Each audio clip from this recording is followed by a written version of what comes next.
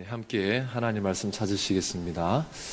구약성경 1095쪽 예레미야서 29장 1절에서 14절까지 말씀입니다.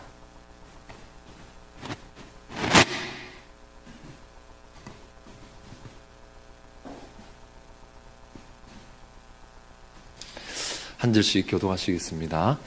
29장 1절 선지자 예레미야가 예루살렘에서 이 같은 편지를 느부갓네살이 예루살렘에서 바벨론으로 끌고 간 포로 중 남아있는 장로들과 제사장들과 선지자들과 모든 백성에게 보냈는데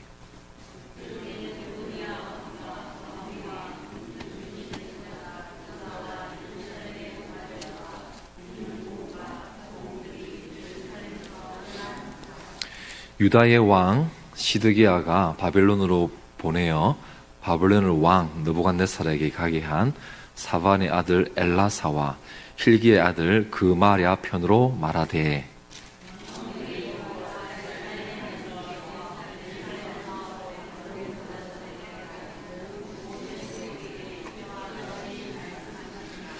너희는 집을 짓고 거기에서 살며 텃밭을 만들고 그 열매를 먹으라.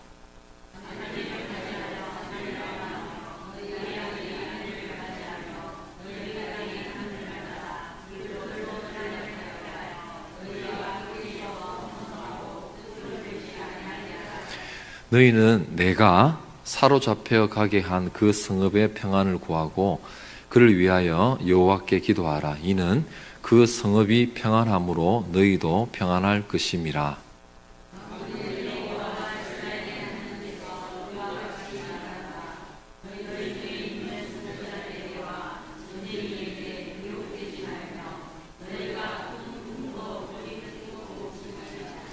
내가 그들을 보내지 아니하였어도 그들이 내 이름으로 그 짓을 예언함이라. 여호와의 말씀이니라.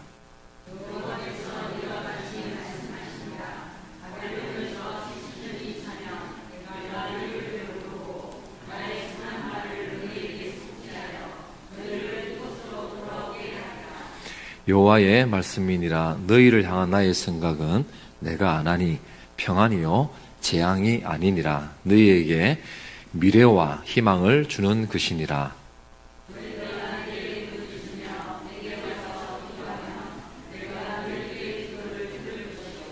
너희가 온 마음으로 나를 구하면 나를 찾을 것이요 나를 만나리라. 이것은 여호와의 말씀이니라. 나는 너희를 만날 것이며 너희를 포로된 중에서 다시 돌아오게 하되 내가 쫓아 보내었던 나라들과 모든 곳에서 모아 사로잡혀 떠났던 그곳으로 돌아오게 하리라. 이것은 여호와의 말씀이니라. 아멘. 예, 오늘 수예배의 말씀의 제목이 텃밭을 만들고 이렇게 되어 있습니다. 성도님들 보시면서 뭐야 이거 뭐 기농을 해라는 거야, 최소한 기촌이라도 하자는 거야, 이런 생각을 하실 수 있겠습니다. 근데 오늘 말씀에 중요한 한 단면을 보여주는 상징적인 구절이기 때문에 제가 제목을 이렇게 정했습니다. 말씀 나누기 전에 제가 성도님들께 좀 질문을 해도 되겠습니까? 성도님들께서는 스스로 성격에 대해서 어떻게 생각하십니까?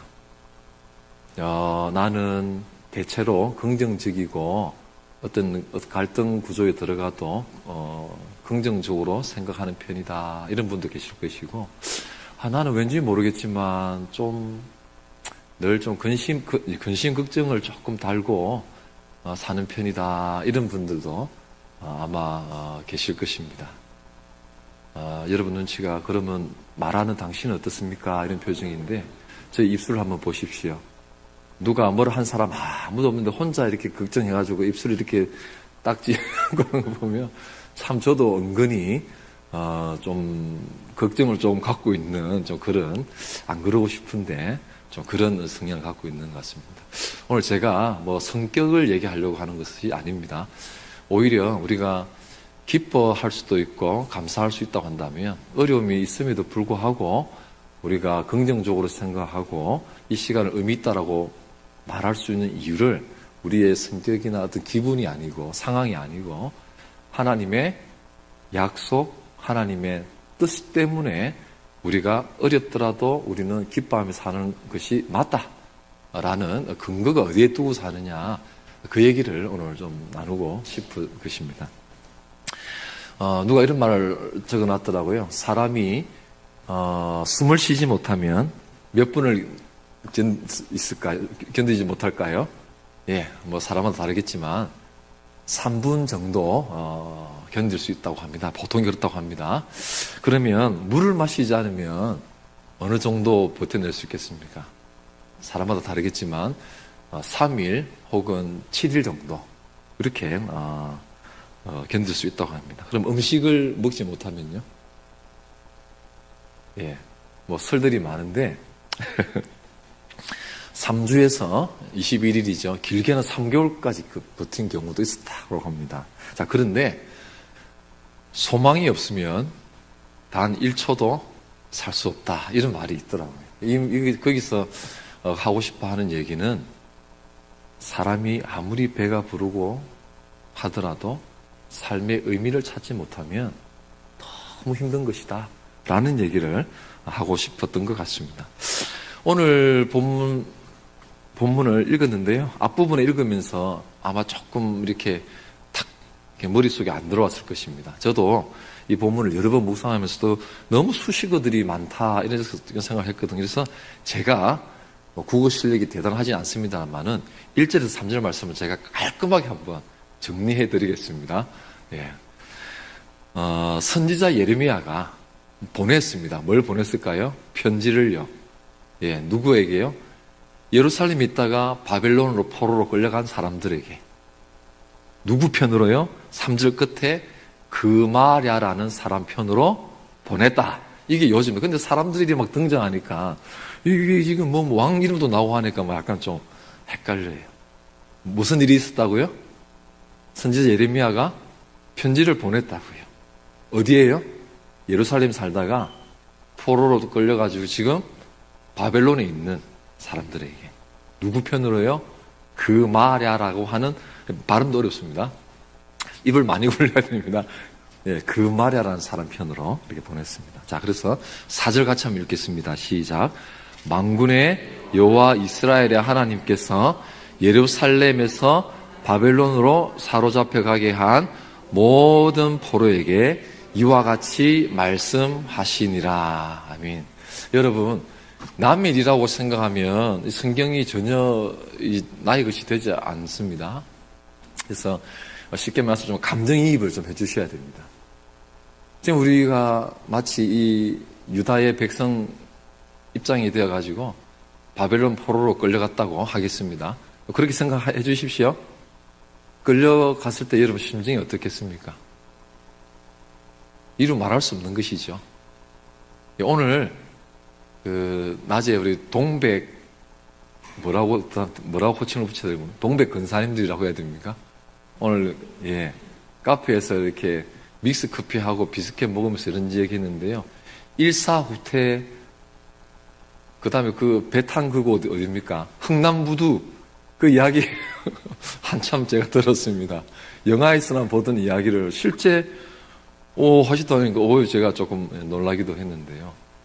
참, 우리 남쪽에 있는 분들은 조금 덜하지만 실제 그 배를 타고 오신 분들의 마음은 아마 참 다르지 않겠습니까? 그것처럼, 참, 포로로 끌려갔다라는 것은 뭐 버스 타고 간 것도 아니고, 뭐, 경운기 타고 간 것도 아니고, 어떻게, 뭐라고 이렇게, 철사줄이 되었든지, 뭐가 되었든지 간에 불편한 동작으로, 어정쩡한 걸음으로 끝까지 가다가 죽을 사람 죽고, 그런 곳입니다. 그런데, 더, 참, 마음 아프고 골치 아픈 것이 있습니다. 선지자는 선지자인데 어떤 선지자 때문일까요? 예, 감사합니다. 거짓 선지자 때문에. 참, 선지자한테도 힘들 요소가 되고, 백성들도 너무 혼란스럽게 만드는 그런 참, 안 좋은 역할을 하는 존재가 거짓 선지자였습니다. 하나님께서는 뜻이 있으셔서 뭐 죄를 지은 백성들, 유다 백성 때문에 그렇지만 여호와 하나님의 큰 그림 속에서는 내가 너희들을 바벨론의 포로가 되게 해서 70년 동안 붕대말로 빡시게 훈련해가지고 다시 내가 만들어 세우려다. 이게 하나님의 큰 그림이거든요. 그래서 예레미야 선지자를 통해서 예루살렘이 쉽게 말해서 이런 말 안 쓰는 게 좋지만 멸망한다, 망한다. 이걸 전해라는 거죠. 그래서 괜히 어설픈 애국심 발휘하지 말고 순순히 가라. 내가 그렇게 하고 있는 거니까. 근데 요런 타이밍에서 어떤 선지자요? 거짓 선지자들이 뭐라고 하냐면요. 근데 이 거짓 선지자들의 말이 훨씬 달게 들립니다. 이것 때문에 힘든 것입니다. 뭐라고 했을까요? 하나님께서 세우신 이 예루살렘, 성전이 있는 이 예루살렘은 망한다, 안 망한다요? 망할 수 없다. 왜냐하면 답이 너무 좋아요.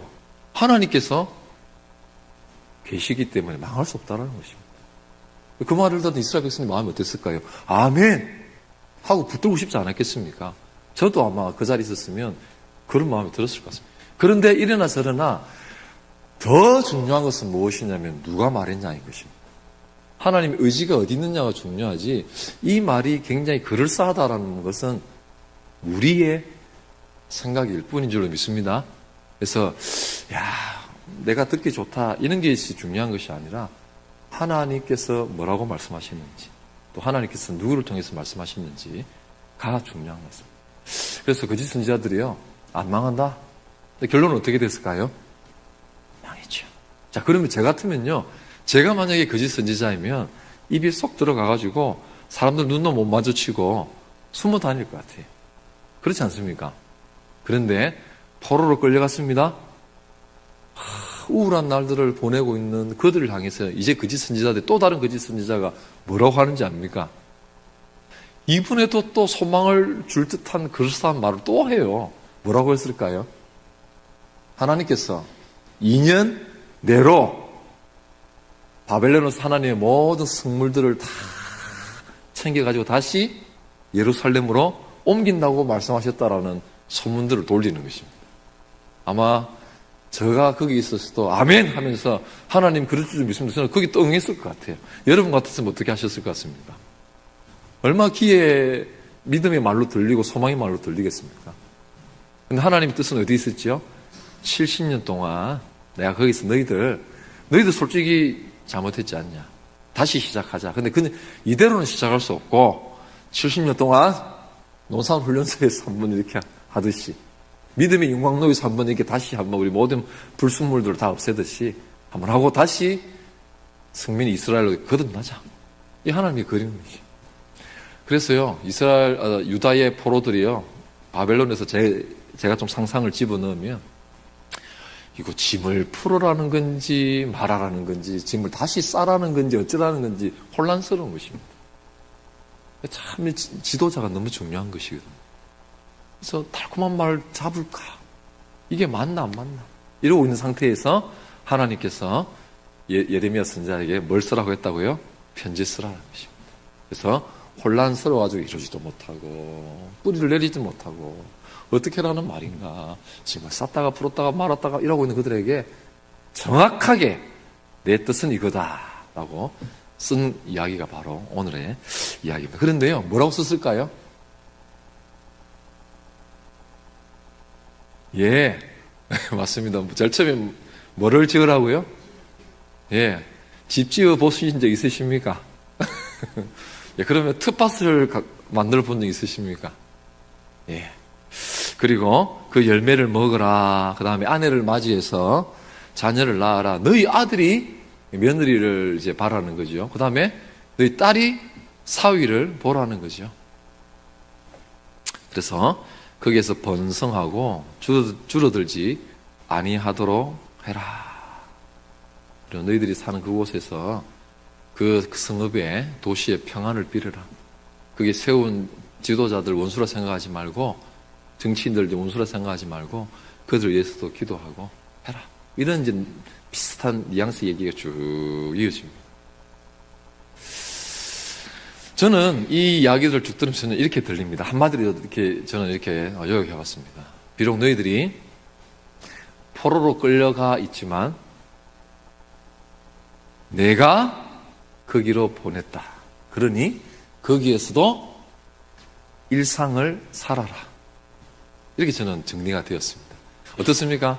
제 요약된 말이 조금 좀 어긋나게 들리십니까? 네. 텃밭을 가꾸십시오. 집이 필요한 집도 지으십시오. 시집 장가도 가시고 또 보내십시오. 열매도 그도 먹고 그 사는 지역에 세운 리더들 위해서도 기도할 줄도 알고 일상을 살아가십시오. 우왕좌왕하지 마십시오. 거짓 선지자들의 말 귀담아 듣지 마십시오.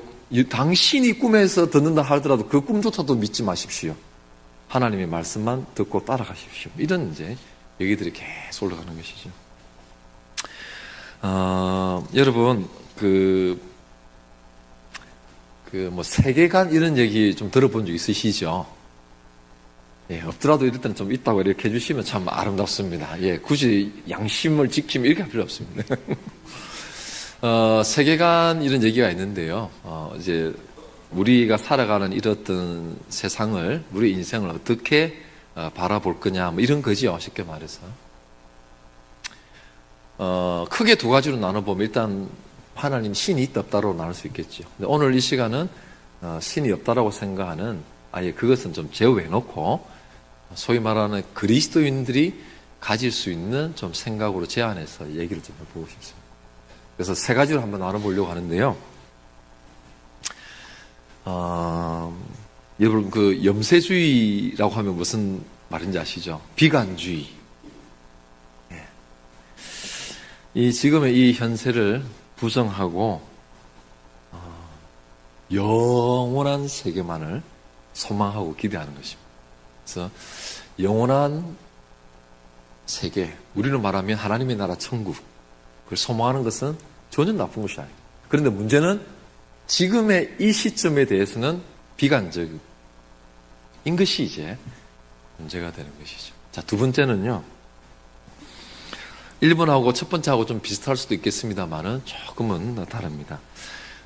영원한 하나님의 나라를 이후에 가게 될 하나님을 꿈꾼다. 그런데 지금 이 땅은 안 살 수는 없어서 살아가는데 나그네 인생 정도다 이렇게 생각하는 것입니다. 이렇게 말하면 나그네로 살아간다고 생각하는 세계관이 틀린 거냐? 그건 아닙니다. 우리 성경 전체를 보면 그런 가치관으로 살아라라고 말하고 있기 때문에 그렇습니다. 찬송 하나만 생각해 보면 제가 안 긴장해도 되죠? 자꾸 침이 마르네요. 예, 이 세상, 이 찬송은 아니네요. 예, 예. 나그네 길을. 좀 불러주실 만도 한데, 이렇게, 안 도와주시네요. 예. 순례자. 이런 고백의 찬양도 있지 않습니까? 그래서 두 번째는 뭐냐면요. 하나님 나라를 꿈꾸는데, 지금 세상은 그냥 나그네요. 이 말은 뭐냐면, 지금 세상에 내 마음은 조금 못 두겠다 이런 점입니다. 세 번째, 오늘 이 예레미야 선지자가 하나님의 음성을 듣고 전한 바로 얘기는 뭘까요? 그래, 영원한 하나님 나라 우린 갈 곳이지. 그러나 지금 너가 있는 곳도 누구의 세계라고요? 하나님의 세계다. 너희들 마음 내가 다 안다. 너희들이 그 땅에 가 있으니까 너무 지금 막 괴롭지. 너희들도 당장 표 끊어가지고 예루살렘행 KTX 타고 오고 싶지. 내가 그걸 안다. 그런데 내가 거기에 보냈어. 그러니 그곳에서도 너희들이 일상을 살되 의미 있는 삶을 살았으면 좋겠다. 때가 되면 70년이죠. 내가 다 돌아오게 할 거야. 여러분 한번 생각해 보십시다. 우리의 눈에는 양이 안 차고 너무 겁이 나고 두렵지만 하나님께서 보내셨다고 한다면 믿을 수 있지 않겠습니까? 예. 하나님께서 약속하신 것이라고 한다면 안전하지 않겠습니까? 예.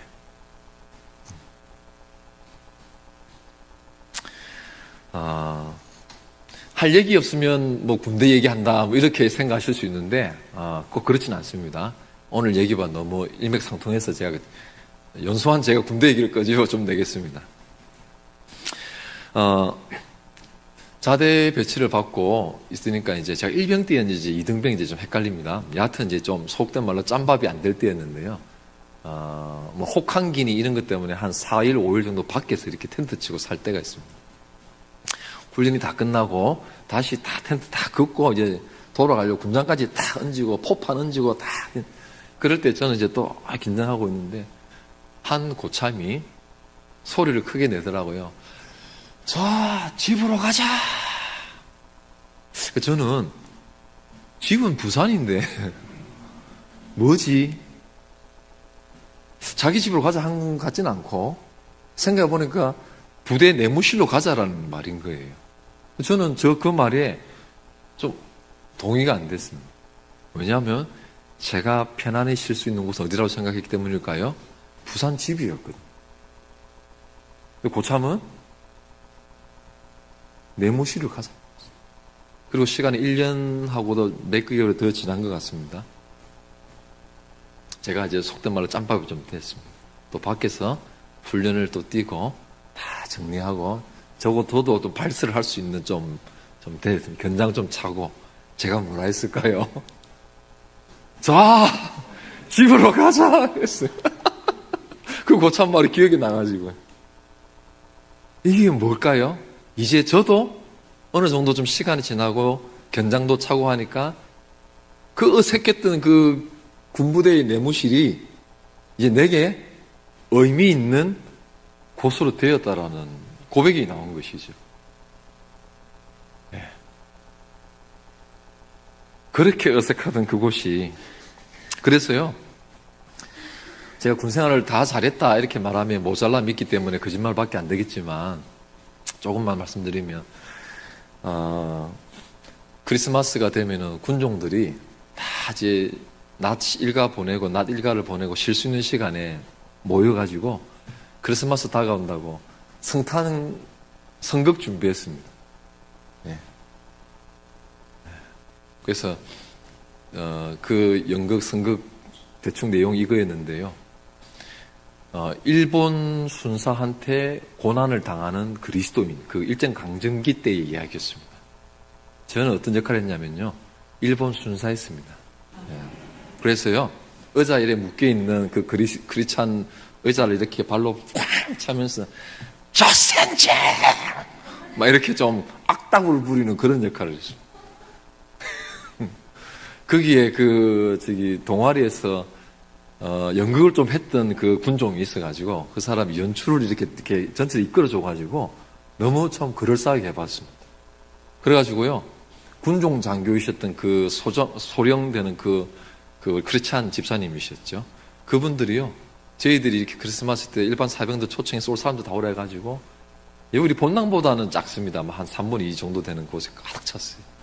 그래가지고 막 끝나고 나서 그 그 작전 장교 그 집사님이요. 내가 군생활 하면서 너같이 이렇게 재밌게 잘하는 군종들 처음 봤다. 이 말 들었습니다. 네. 제가 지금 뭘 얘기하고 싶으냐면요. 그 낯설던 그 어색하던 그곳이 마치 좀 가장해서 말하면 포로로 끌려갔던 것만 같은 군부대가 어느 순간 제게 의미 있는 곳이 되어져 있더라는 거죠. 그래서 여러분 혹시 개그맨 문천식 씨 아십니까? 예. 같은 군종 했습니다. 예, 같이 연극했습니다. 예, 그때는 개그맨 하기 전이었거든요. 예. 근데 하나 더 말씀드리면, 그 군 부대로 제가 몹쓸 짓을 하나 했는데요. 제 동서대 CCC 후배들을요, 군부대로 좀 오라고 했습니다. 그래서 스킷 이런 거 드라마 준비해가지고, 거기서 군인들 앞에서 다 초대해가지고 여기 CC맨들이 막 이렇게 연기도 하고 드라마도 하고 율동도 하고 그래서 너무 좋아했습니다. 근데 그 자리에 우리 강은영 집사도 거기에 있었습니다. 참 좋게 말하면 열정적인 삶을 살아 좀 나쁘게 말하면 좀 제가 후배들한테 좀 무례했나 이런 생각도 들어요. 여하튼 의미 있는 순간으로 바뀌면 우리의 태도는 달라지는 줄로 믿습니다. 예. 갑자기 영어 얘기를 해서 뭐 영어고 이랬을 수 있습니다만은요. 영어 단어 중에 enthusiasm이라는 영어 단어가 있습니다. 예, n은요. 영어로 말하면 아내라는 뜻을 갖고 있어요. in. 예, 헬라어로 en 하면 이렇게 아내라는 뜻이구나. 집사람은 아내 말고요. 내 아내. 근데 enthusiasm의 가운데 있는 발음이 수지 이렇게 발음나는 발음 이건 뭐냐면요. 데우스입니다. 데우스. 원어가. 데우스가 뭐죠? 하나님이거든요. 그럼 영어로 바꿔보겠습니다. in God 되죠. 근데 그 뜻이 뭔지 아십니까? 하나님 안에 있는 상태인데 영어로 단어 뜻이 뭐냐면요. 열정입니다. 열광입니다. 이게 무슨 말입니까?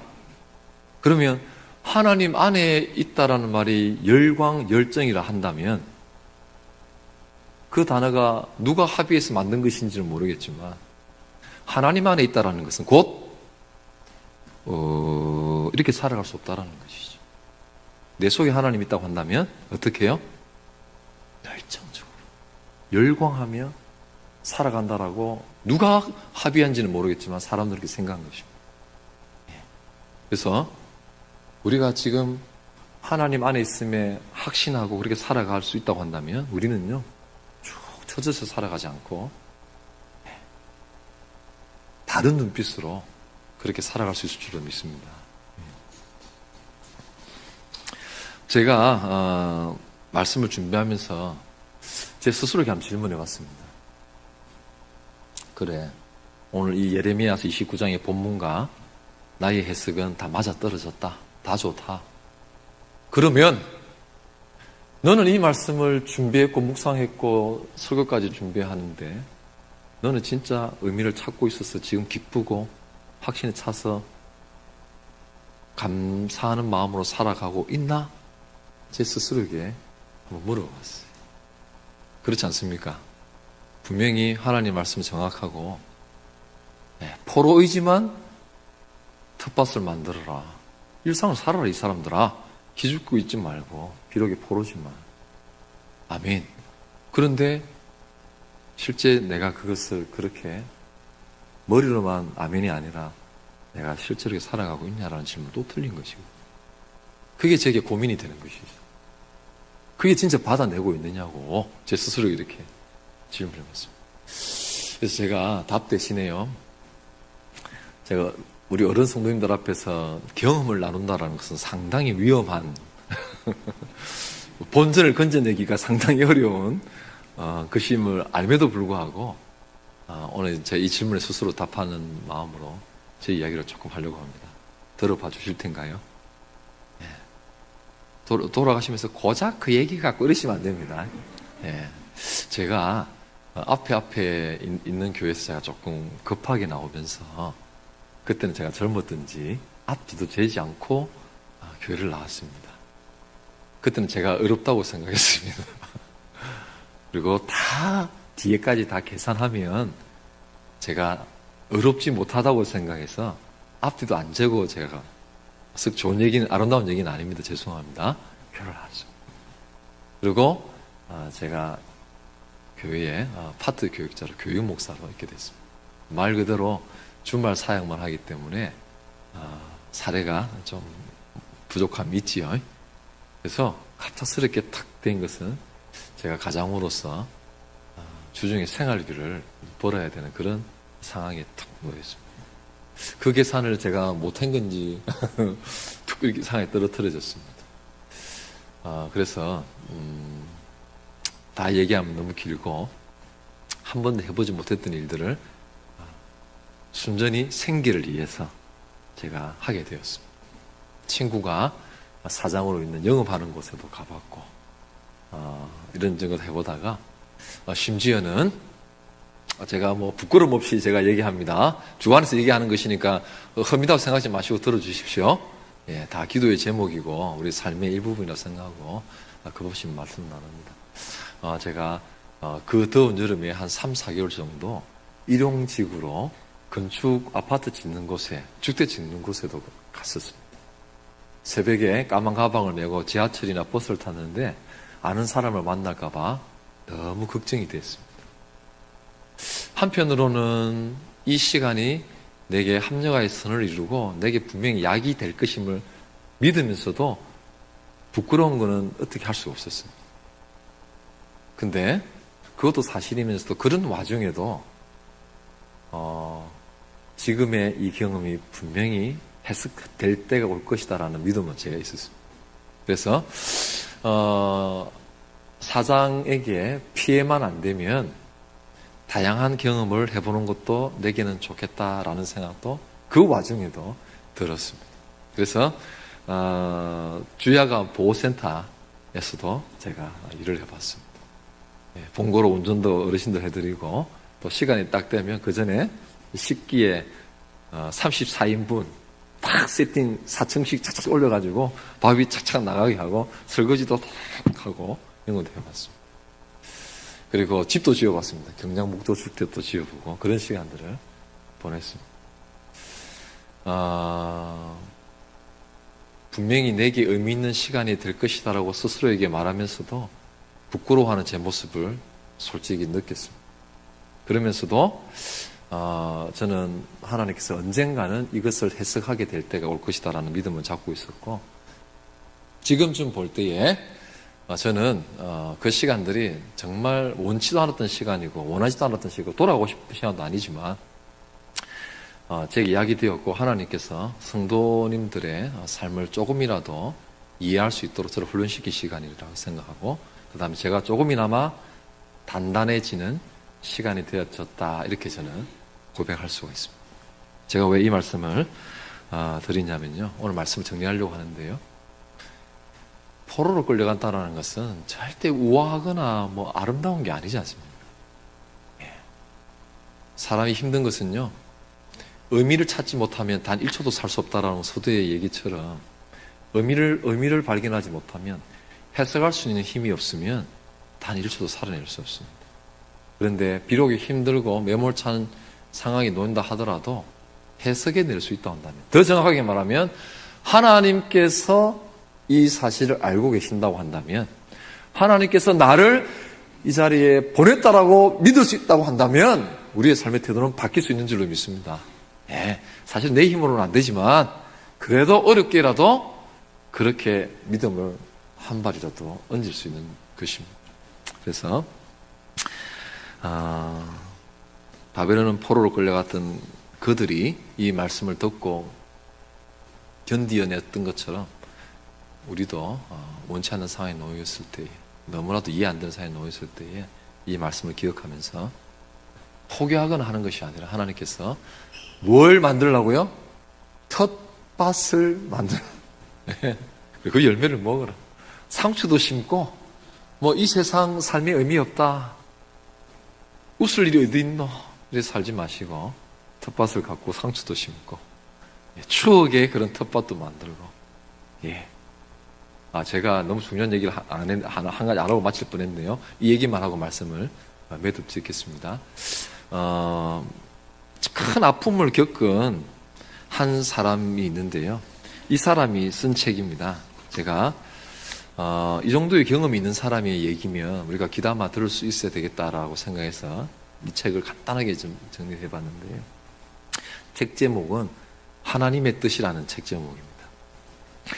제럴드 L. 시처라는 사람인데요. 이 사람이 가족들을 다 태우고 운전하고 가다가 교통사고를 당해버렸는데 아내도 죽고 두 자녀도 죽고 자기하고 한 자녀만 목숨을 견뎠습니다. 이런 참 너무 안타까운 그런 경험을 갖고 있는 이 제럴드 L. 시처라는 사람인데요. 이 사람이 하나님의 뜻에 대해서 정리를 했습니다. 이 사람이 무슨 얘기를 했을까요? 이 사람이요. 하나님의 뜻을 그렇게도 알고 싶어하는 사람들이 갖고 있는 독소 3가지를 정리했습니다. 하나님의 뜻이 이거다라고 말하기보다는 하나님의 뜻을 알고 싶어요 말하면서 의외의 잘못된 행동을 하는 그 사람들, 쉽게 말하면 독소를 3가지를 지적했는데 이 3가지를 나눠드리고 싶습니다. 궁금하시죠? 예, 우리도 그렇습니다. 하나님 뜻이 어디 있을까요? 하나님 뜻을 알고 싶습니다. 참 좋은 마음이죠. 그러면서도 안 좋은 좀 독소 같은 태도를 또 갖고 있어요. 근데 이게 안 맞는 거죠. 이 엘시츠가 정리한 독소 첫 번째는요. 그렇게도 하나님의 뜻을 바라나는 사람들이면서도 정작 날마다 내려야 하는 사소한 일에 대해서는 정작 무관심하답니다. 이 사람은 늘 자기 자신의 스스로 생각하는 중요하다고 여기는 크게 여겨지는 미래의 일들에 대해서는 관심을 많이 갖고 있으면서 정작 사소해 보이는 것들에 대해서는 무관심한 그런 나쁜 습관을 갖고 있다는 것입니다. 예를 들어보면 가까이 있는 사람들에게 언행을 함부로 하는 것에 대해서는 대수롭지 않게 생각하는 거지. 이건 내겐 큰 거 아니야. 내가 생각이 중요한 것은 큰 그림, 훗날에 내가 이룰 무엇 이런 거에 마음을 홀딱 다주고 지금 내 곁에 있는 사람에 대해서는 무관심하거나 무성의하거나 언행을 함부로 지금 잔잔한 것에 대해서는 대수롭지 않게 그렇게 여기는 독소를 갖고 있다. 이렇게 지적했습니다. 두 번째로는요. 이런 어떤 사람들은 하나님에 대해서 오해를 갖고 있다. 하나님께서 내 삶을 엉망으로 만드시는 분이실 거다. 라는 그런 생각을 갖고 있다는 것입니다. 내 인생을 은근히 꼬이게 하실 것이다. 이런 잘못된 오해를 갖고 있다. 그리고 마지막 세 번째로는요. 첫 번째 얘기했던 거하고 좀 비슷하긴 합니다만은요.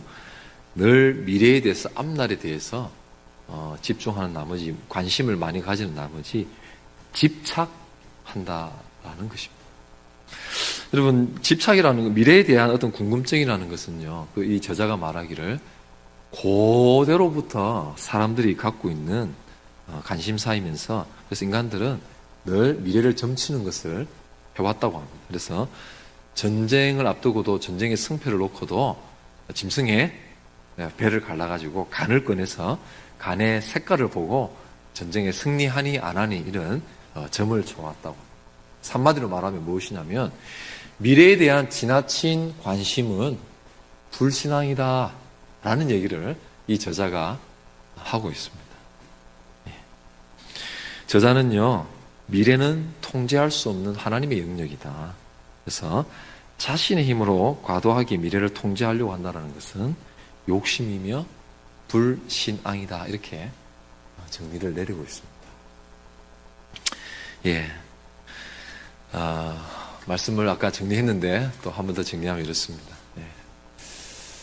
포로로 끌려간 시간이지만 하나님께서 그곳에 보내셨다고 했기 때문에 우리는 의미를 가질 수가 있다는 것입니다. 그래서 비록에 우리 사랑하는 성도님들 조금은 몸이 연약해지고 예, 이전처럼 모시는가 되지 않고 그런 생각 때문에 좀 마음이 때때로는 무너지실 때도 있으신가요?